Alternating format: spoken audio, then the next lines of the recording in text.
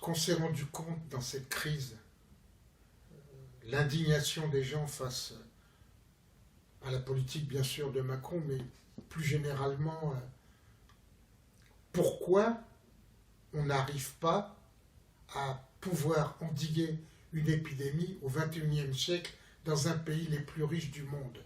On a menti sur les masques, on a menti sur les vaccins, on a menti sur la prise en charge des malades. Et puis on s'est rendu compte que finalement, il y avait derrière tout ça une sorte de dictature économique des grands groupes capitalistes, d'abord les groupes pharmaceutiques, et puis au-delà de tous les groupes qui marquent leur pouvoir sur toute la société. Ils produisent non pas pour satisfaire les besoins, mais uniquement pour leur profit. Aujourd'hui, on a vu les licenciements se multiplier. Mais de fait, la crise de l'économie capitaliste, elle s'est amplifiée, démultipliée depuis ces quelques mois. Mais elle existait auparavant.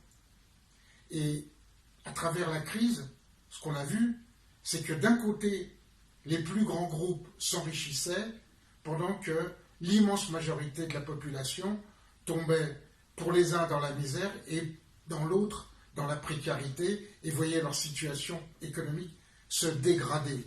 Les salaires baissaient, la crainte du chômage dominait tout.